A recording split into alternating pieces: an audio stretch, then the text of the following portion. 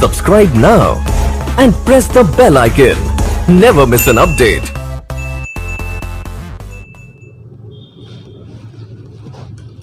Sitapur chemistry classes में आप सभी का स्वागत है और आज हम आपसे बात करने वाले हैं पार्ट 4 चैप्टर नंबर 4 रासायनिक बलगतिकी यानी कि केमिकल काइनेटिक्स के बारे में।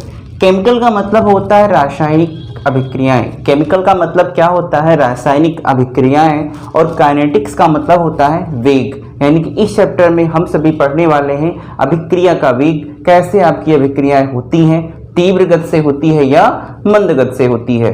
केमिकल काइनेटिक्स यानी कि रासायनिक बलगतिकी की परिभाषा है वह यह रसायन विज्ञान की वह शाखा है। क्या लिखा है?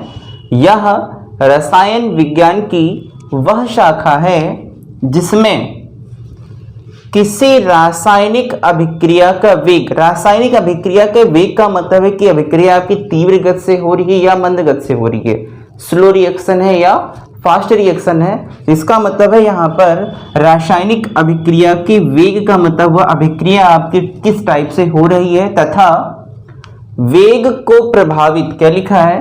वेग को प्रभावित करने वाले कारकों का अध्ययन किया जाता है, उसे हम सभी रासायनिक बलगतिकी कहते हैं। फर्स्ट हेडिंग है इसमें औसत वेग, रेट ऑफ रिएक्शन। हम सभी पढ़ने वाले हैं रेट ऑफ रिएक्शन को, और इसको एक और नाम से जानते हैं। उसको हम क्या जानते हैं? क्या नाम है उसका? औसत वेग। क्या नाम है उसका? औसत वेग के नाम से भी हम इसको क्या करते हैं? जानते हैं। मान लेता हूं कोई रिएक्शन है और उसका वेग कुछ भी हो सकता है, और इस रिएक्शन में हमने मान लिया कोई अभिकारक R है। R क्या है? मेरा अभिकारक है, रिएक्टेंट है। क्या है? यह रिएक्टेंट है। और हमने मान लिया जो अभिकारक से जो उत्पाद बना वह क्या मान लिया हमने? P। उत्पाद क्या बना हमारा? P। इतनी बात तो आप सबको पता है, पहले से पता है कि अभिकारक से हमेशा उत्पाद बनता है, रिएक्टेंट से हमेशा प्रोडक्ट बनता है। और जो वेग है ये हमको ये नहीं पता है कि रिएक्शन आपकी तेज गति से हो रही है या मंद गति से हो रही। आप वह उससे बेखबर हैं कि रिएक्शन आपकी धीमी होगी या तेज होगी, उससे कोई लेना देना आपका नहीं है। बस आप ये समझिए कि यह अभिकारक है और यह क्या है? मेरा उत्पाद है। फिर हम मान लें कि टाइम क्या है आपका? शून्य। जैसे मान लो ये टेस्ट ट्यूब है और इस टेस्ट ट्यूब में मैंने कुछ भी मिलाया और रिएक्शंस, नो रिएक्शंस, कुछ कोई भी रिएक्शंस ना हो। और जब कोई भी रिएक्शंस नहीं होगी तो टाइम आपका क्या होगा? शून्य होगा। और हम अभिकारक की जो सांद्रता है वह मान लें हम 10। ये हमारी क्या है? सांद्रता है। किसकी? अभिकारक की सांद्रता है। और जो t समय में, शून्य समय में जो अभिकारक की सांद्रता है, जो उत्पाद बना वह कुछ नहीं बना, यानी कि शून्य। इतनी बात क्लियर है आपको? जैसे मान लूं कि यह लिखा है N2 प्लस 3H2 और ये आपका वेग हो गया। जो इतना पार्ट लिखा है उसको हम मान लें कि यह मेरा अभिकारक है। ये नाइट्रोजन है, ये हाइड्रोजन है, और मैंने इतने वाले पार्ट को हमने क्या मान लिया? यह मेरा क्या है? अभिकारक है। और जब अभिकारक से कोई उत्पाद बना तो क्या बना? 2NH3 यानी कि अमोनिया बनी। तो यह क्या बना? मेरा कोई भी उत्पाद बना, अंडरस्टूड है। आपको पता है कि NH3 को हम सभी अमोनिया जानते, अमोनिया कहते हैं। NH3 को क्या कहते हैं? अमोनिया कहते हैं। N2 प्लस 3H2 से क्या बना? NH3 बना, अमोनिया बना। अभिकारक से क्या बना? उत्पाद बना। अभिकारक से क्या बना? उत्पाद बना। तो कुछ भी समय इसमें लगा हुआ होगा। तो मैं प्रेजेंट टाइम में मान लूं कि जो टाइम था वह आपका शून्य। हमने क्या बताया आपको? टाइम हमने मान लिया कि वह क्या है? शून्य है। जो इसकी सांद्रता है उसको हमने क्या मान लिया? 10। और उत्पाद आपका अमोनिया बनी थी। मान लो कि कुछ नहीं बना, मान लो मैं कुछ नहीं बना, तो क्या होगा? अभिकारक में टाइम क्या लिया मैंने? शून्य। जो रिएक्टेंट यानी कि अभिकारक की सांद्रता होगी वह हमने मान लिया 10, और जो रिएक्शन होने के पश्चात उत्पाद बना वह क्या बना? शून्य, यानी कि कुछ नहीं बना। फिर हम मान लें कि जो हमारा टाइम लगा वह क्या लगा? 1 मिनट लगा, सेकंड लगा, कुछ भी लगा। टाइम हमने कितना मान लिया? 1 लगा। और जो अभिकारक की सांद्रता थी वह हमने मानी 8, और जो उत्पाद आपका बना वह कितना बना 2। फिर t बराबर 2 मिनट या 2 सेकंड हम कह लें, अभिकारक रही 6, ये कितनी हो जाएगी 4।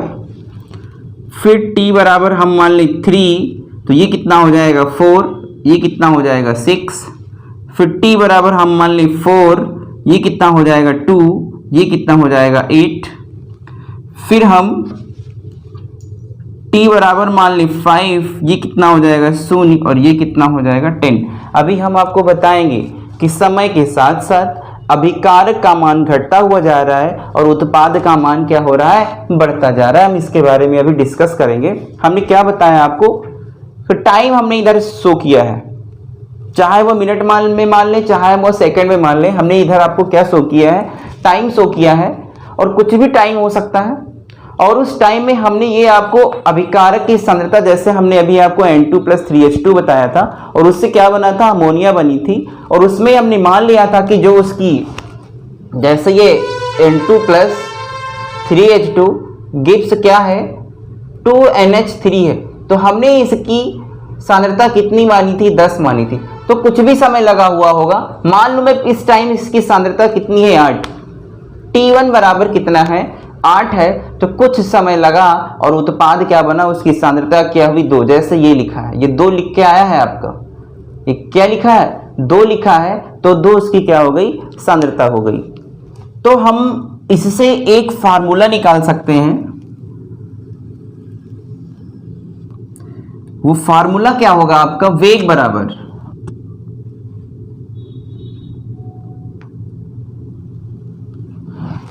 क्या लिख सकते हैं, अभिकारक की सांद्रता में परिवर्तन। ये जो अभिकारक है इसकी सांद्रता में परिवर्तन हुआ, पहले 10 था, फिर 8, 6, 4, 2 और कितना हो गया 0।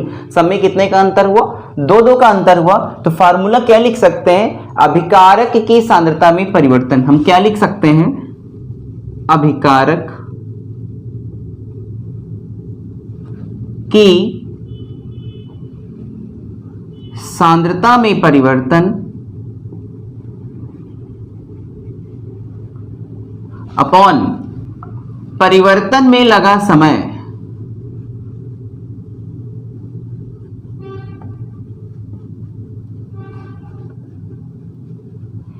इसी टाइप से हम उत्पाद का भी फार्मूला लिख सकते हैं। क्या लिख सकते हैं, वेग बराबर उत्पाद की सांद्रता में परिवर्तन। क्या लिख सकते हैं, इसमें भी तो परिवर्तन हुआ, इसमें उस समय के साथ साथ हमारी उत्पाद की मात्रा क्या हो रही है, बढ़ती जा रही है। तो क्या लिख सकते हैं, उत्पाद की सांद्रता में परिवर्तन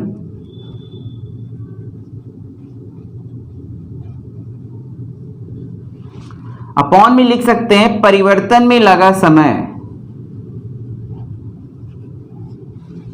क्या हमने लिखा, उत्पाद की सांद्रता में परिवर्तन अपॉन परिवर्तन में लगा समय। तो हमने देखा क्या, एग्जाम्पल हम मान लें कि वेग बराबर लिख क्या सकते हैं हम, अभिकारक की सांद्रता में परिवर्तन बराबर होता है R2 minus R1 upon T2 minus T1। तो ये आपका क्या हो जाएगा, अभिकारक हो जाएगा। अभिकारक में जो परिवर्तन हुआ, उत्पाद में क्या लिख सकते हैं, वेग बराबर हम लिख सकते हैं P2 minus P1 upon T2 minus T1। तो ये हमारा उत्पाद का हो गया। क्या लिखा है, उत्पाद की सांद्रता में परिवर्तन अपॉन परिवर्तन में लगा समय, अभिकारक की सांद्रता में परिवर्तन अपॉन परिवर्तन में लगा समय। अभिकारक में हमने इस वाले पार्ट को हमने मान लिया कि यह हमारा R2 है, और इस वाले पार्ट को हमने मान लिया कि यह R1 है। जब हमने इसको R2 माना तो हमने इसको क्या कहा, हम इसको T1 T2 मान सकते हैं, और इसको क्या मान सकते हैं, T1 मान सकते हैं।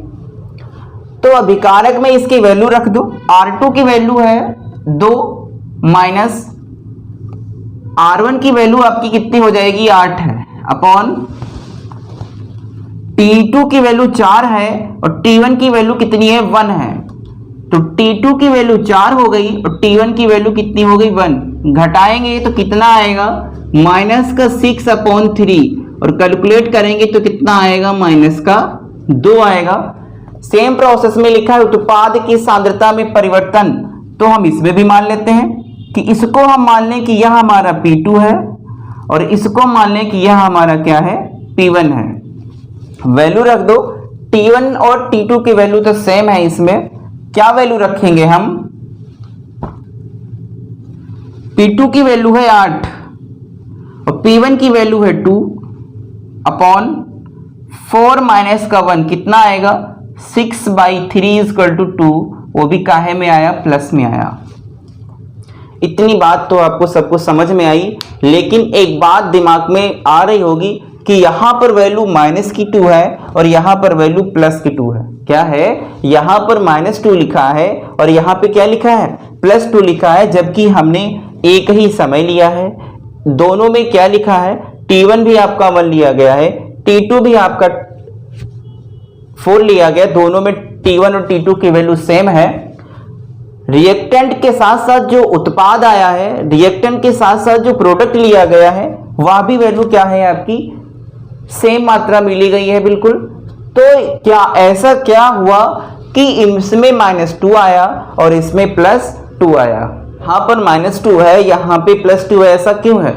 जिस दर से अभिकारक कम होते हैं, क्या हमने बताया, जिस दर से अभिकारक कम होते हैं उसी दर से उत्पाद आपके बढ़ते हैं सेम समय में।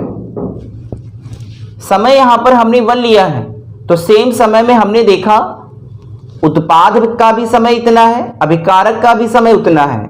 हमने आपसे क्या कहा कि जिस दर से अभिकारक कम होते हैं, जिस दर से अभिकारक कम होते हैं उसी दर से उत्पाद बढ़ते हैं। जिस दर से अभिकारक कम होते हैं उसी दर से उत्पाद क्या होते हैं बढ़ते हैं सेम समय में, सेम टाइम में। अगर टाइम यहां पे 1 है तो जो अभिकारक होगा उसी दर से आपका उत्पाद बढ़ेगा। तो फिर बात आए यहां पर साइन की, चिन्ह की। समय के साथ अभिकारक कम होता है, समय के साथ क्या होता है अभिकारक कम होता है और उत्पाद की मात्रा क्या होती है बढ़ती जाती है। क्या हमने बताया आपको कि समय के साथ अभिकारक क्या होते हैं कम होते। जहां यहां देखो क्या हुआ है, पहले 10 फिर 8 6 4 2 और 100 नहीं हुआ, यानी कि समय के साथ समय हमारा बढ़ता गया लेकिन अभिकारक की मात्रा क्या हुई कम होती गई। लेकिन इसमें क्या देखा हमने उत्पाद की मात्रा क्या है बढ़ती जा रही है। 0 फिर 2 फिर 4 फिर 6 फिर 8 और फिर 10। जैसे जैसे हमारा समय बढ़ता गया उत्पाद की मात्रा क्या होती गई बढ़ती गई और अभिकारक की मात्रा क्या होती है कम होती चली गई। इसीलिए इसके साइन में क्या है डिफरेंट है। अगर अभिकारक की मात्रा कम होती जाएगी तो माइनस और उत्पाद की मात्रा बढ़ती जाएगी तो प्लस। पर एक कंडीशन है आपके साथ, हम इन दोनों साइन को बराबर कर सकते हैं। क्या कहा मैंने, हम इन दोनों के साइन को बराबर कर सकते हैं अगर हम इससे पहले एक अपनी तरफ से क्या लगा दें माइनस लगा दें। यहां पे माइनस लगाया, फिर क्या करें हम यहां पे माइनस लगाएं, और जब यहां पे माइनस लगेगा तो हम यहां पे भी माइनस लगाएंगे और यहां पे माइनस लगाए तो जाहिर सी बात है यहां पर भी माइनस लगेगा और माइनस माइनस क्या निकल के आएगा प्लस का 2। दोनों जगह क्या हो गया इनकी मात्रा क्या हो जाएगी बराबर हो जाएगी। तो इससे एक परिभाषा निकल के आएगी, वो परिभाषा क्या है अभिक्रिया के वेग की। क्या हमने परिभाषा निकाली है, किसी रासायनिक में एक निश्चित समय, ये मेरी रासायनिक अभिक्रिया हुई है, क्या हुई है रासायनिक अभिक्रिया हुई है, लिखा है किसी रासायनिक में एक निश्चित समय में। हमने अभिकारक और उत्पाद का एक निश्चित समय मान लिया था। एक निश्चित समय में अभिकारक या उत्पाद की सांद्रता में हुए परिवर्तन में क्या लिखा है अभिकारक की सांद्रता में परिवर्तन, फिर लिखा है उत्पाद की सांद्रता में परिवर्तन। तो लिखा क्या है परिभाषा में अभिकारक या उत्पाद की सांद्रता में हुए परिवर्तन। जो ये लिखा है वही मैंने यहां पर लिखा है अभिकारक या उत्पाद की सांद्रता में हुए परिवर्तन में समय का भाग देने पर, अपॉन में क्या लिखा है, परिवर्तन में लगा समय, दोनों में क्या लिखा है, परिवर्तन में लगा समय, परिवर्तन में लगा समय भाग देने पर उस अभिक्रिया का वेग या औसत वेग कहलाता है। उस अभिक्रिया का वेग या औसत वेग कहलाता है। वेग बराबर लिखा है अभिकारक की सांद्रता में परिवर्तन अपान परिवर्तन में लगा समय। फिर लिखा है वेग बराबर उत्पाद की सांद्रता में परिवर्तन अपॉन परिवर्तन में लगा समय। तो शॉर्टकट में हम इसको क्या लिख सकते हैं, वेग बराबर delta r upon delta T. Delta का मतलब हो जाएगा यहां परिवर्तन, डेल्टा का मतलब क्या हो जाएगा, परिवर्तन। किसका परिवर्तन, अभिकारक का परिवर्तन। अपॉन में क्या लिखा है, डेल्टा टी समय में परिवर्तन। अथवा में हम क्या लिख सकते हैं, delta p upon delta T, यानी कि उत्पाद में परिवर्तन अपॉन परिवर्तन में लगा समय। तो यह इसका शॉर्टकट में क्या हो जाएगा, फार्मूला हो जाएगा कि वेग बराबर delta r upon delta t या delta p upon delta t. इसके आगे हम आपको बताएंगे अभिक्रिया के वेग को प्रभावित करने वाले कारक।